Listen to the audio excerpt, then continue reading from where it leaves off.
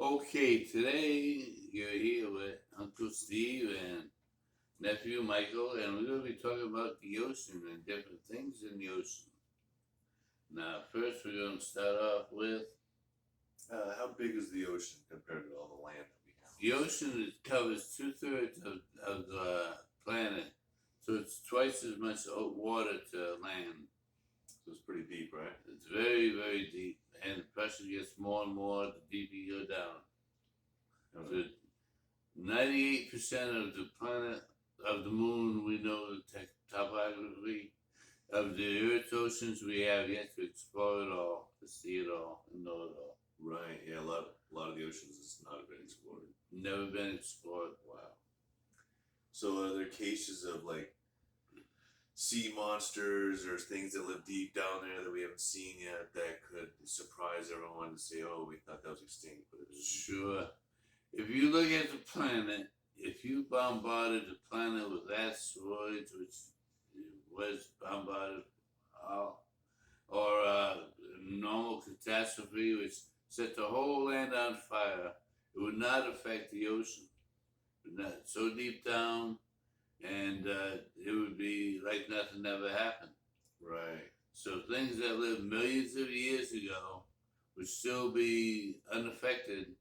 Deep down in the ocean. Deep down in the ocean. The deeper you got, the more likely life would continue to exist as it was. Wow. So that's the sea creatures, like Loch Ness, which is said to have an access to the ocean, and he goes in the nest once in a while. So there was a carcass that was picked up by the Japanese in 1977. They called it the Zuiyo-Maru carcass. Yeah, tell us about that one, Michael. So I mean, I'll post a picture of it, but this is a picture of a carcass that the Japanese picked up while they were tuna fishing. Right. They look like a Loch Ness monster tuna. It looks like it from the picture. They weren't sure what it was. They got rid of it, and then when they went back and reported it, all the vessels went back into the ocean to go find the carcass so they could figure out what it was, and it was too late. It was already gone. Yeah. Japan has some of the deepest trenches, ocean trenches in the world. Yeah. So if something mysterious is going to come up from the deep, it's going to be around Japan. You know, there were some doctors from that field that study those types of things from Japan that believe that it could have been possibly a creature of unknown species that could be they're guessing a plesiosaur. Definitely. Yeah. Now a little bit about Japan. Before we get into the Japanese Bermuda Triangle, they get a Japanese Triangle where ships disappear the whole 9 yards like we do. What they did was they took the smart approach. They got a crew together. They built a brand new vessel, state of the art, and they said, we're going to find out a little bit more about this situation. Yeah. They sent it out, and on its maiden voyage, it disappeared. Okay. Wow. All right. So, giant squids. Giant squids fighting whales in the depths of the ocean. Right. The whales eat off the giant squid, and giant squids put their suckers on the whales, and they pulled up the whales with sucker marks with huge sizes on their giant squid. Yes. Giant squid that carcasses have been found on the beach. Yeah. Right, by scientists. Yes. Wow. Sure. So and they have evidence of it. Yes. Right. So they exist. They're there, and battle goes on. Yeah.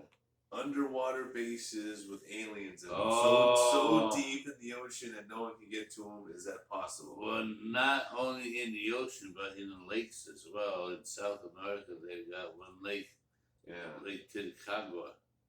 And it's a big lake and a deep lake.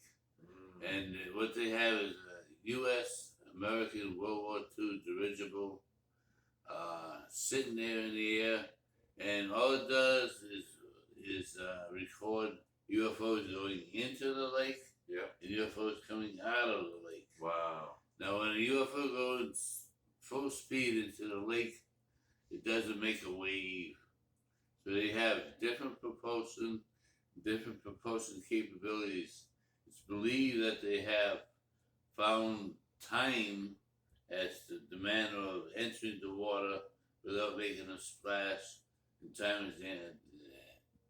and time bubbles in front of the ships is the way that they travel underwater far faster than any human submarine or ship can travel on land.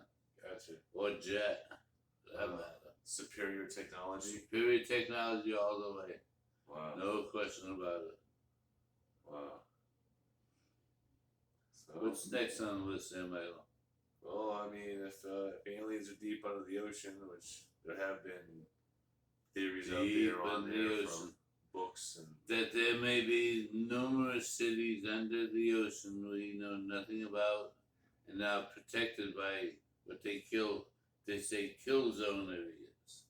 What we used to have in Vietnam is a no-fly zone. Yeah. We still have that in the U.S. over like Washington D.C. If you're going in there